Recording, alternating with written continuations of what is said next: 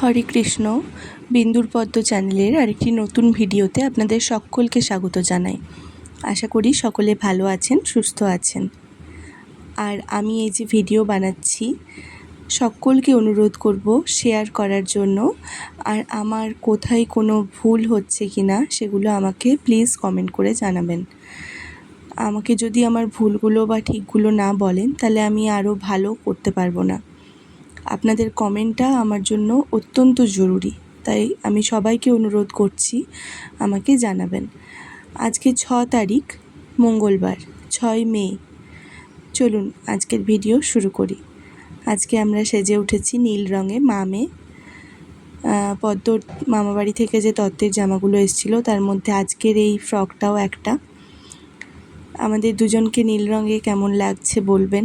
আমরা দুজন নীলাম্বরী হয়ে উঠেছি কি, তাই তো? আর আজকে একটা বিশেষ জায়গা যাব। আজকে প্রায় 2 বছর পর যাচ্ছি। চলুন আপনাদের সাথেও শেয়ার করি যে কোথায় যাচ্ছি, দেখে নেওয়া যাক। আর এই যে দেখছেন সেজো কাকিমার সঙ্গে পদ্মর ছবিগুলো বা বাকি সব ছবিগুলো, সেগুলো অবশ্যই জানাবেন যে কেমন লাগলো। চলুন দেখে নিই এবার কোথায় যাচ্ছি আমরা আজকে। এখন যাচ্ছি আমার ভিক্ষা শাশুড়ির বাড়ি। রেডি হয়ে গেছি, এবার বেরিয়ে পড়বো। বহু বছর পর যাচ্ছি, প্রায় 2-2.5 বছর পর যাচ্ছি ভিক্ষা শাশুড়ির বাড়ি। চলুন ঘুরে আসি। ভিক্ষা শাশুড়ি মানে আমার হাজব্যান্ডের ভিক্ষা মা। আমরা এখন গ্রামের পথ ধরে হাঁটছি। এটা শর্টকাট রাস্তা, তার জন্যই আপনারা মেঠো পথ দেখতে পাচ্ছেন। এখনকার দিনে তো মেঠো পথ আর দেখাই যায় না। গ্রাম বাংলার যে মেঠো পথ তা প্রায় উঠে গেছে বললেই চলে। এখন সবই প্রায় পিচে মোড়া সড়ক পথ। যাই হোক, সেই ঢালাই রাস্তা, সিমেন্টের অথবা পিচ রাস্তা, ওই দুটোও আছে।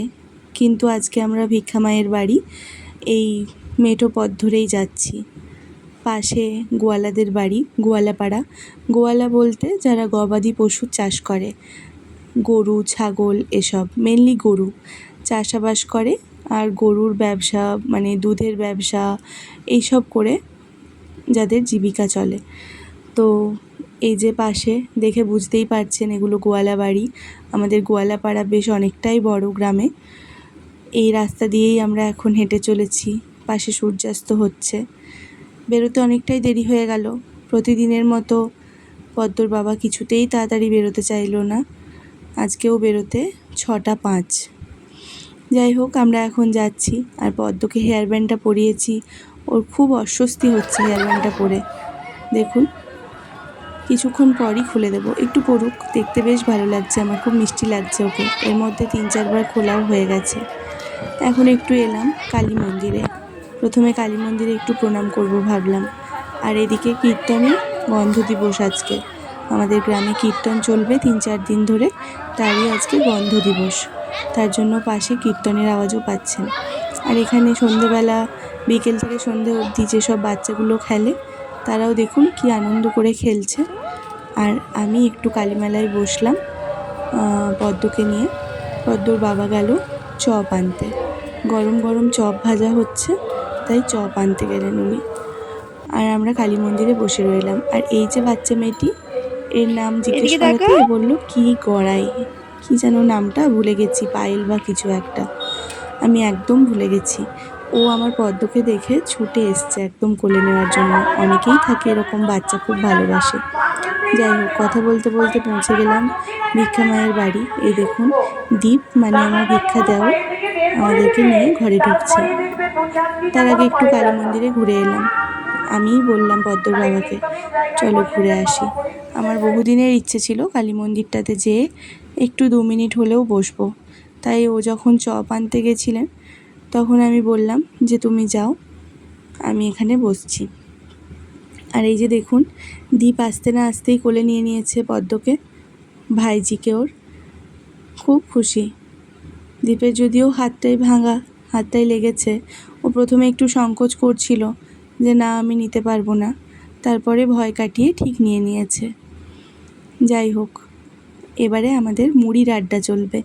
সেইটা আর আপনাদের সাথে শেয়ার করছি না, কারণ যতক্ষণ মুড়ি খাওয়া চলছিল পদ্ম খুব বিরক্ত করছিল। পদ্মর একদম মেজাজ ভাল লাগছিল না। সন্ধেবেলার ওর একটু ঘুম যেটা চাই সেটা ওর নষ্ট হয়ে যাচ্ছিল, প্লাস ওর শরীরটাও ভালো নেই, গা ম্যাজ ম্যাজ করছে। সেই জন্য ও আজকে খুব বিরক্ত করছে। আমি একবার করে ভেতরে ঢুকছিলাম, ওকে শোয়াচ্ছিলাম, আবার বাইরে বেরোচ্ছিলাম, এরকম করে শান্তিভাবে ওদের সঙ্গে গল্পও করা হয়নি। এইভাবেই কেটে গেল সন্ধেটা। যাই হোক, দেখা তো হয়েছে বলুন, সবার সঙ্গে এতদিন পর গেছি, এটাই মজার, আনন্দের। আর এই যে বাড়ি ফিরে দেখছি সেজ কাকিমা বসে আছেন আমাদের অপেক্ষায়। আমরা ঢোকার একটু আগেই উনি এসছেন, তাই পদ্মকে ড্রেস চেঞ্জ করিয়ে এখন সেজ কাকিমার হাতে দিয়ে দিলাম। পদ্মও ভীষণ খুশি সেজ কাকিমার কোলে গিয়ে। আর কি ভালো লাগছে দেখুন দুজনকে একসঙ্গে, ঠাকুমা নাতনি বলে কথা। আবার একদিকে মাসি বোনঝিও হচ্ছে। ওই যে আমি বলেছিলাম সেজ কাকিমা আমার পিস্তত জেঠুর মেয়ে, তো সেদিকেরও একটা সম্পর্ক আছে। কত গল্প হচ্ছে দেখুন ঠাকুমা নাতনিতে, ওদের গল্প পুরো জমে উঠেছে। এই যে ক্যামেরার দিকে তাকাতে বলাতে এ তাকায় তো ও তাকায় না, এ তাকায় তো ও তাকায় না। যাই হোক, চলুন আজকের ব্লগটা এই অবধিই থাক। খুবই ছোট্ট একটা ব্লগ, আশা করি সকলের ভালো লাগলো। সকলে ভালো থাকবেন, সুস্থ থাকবেন। টাটা।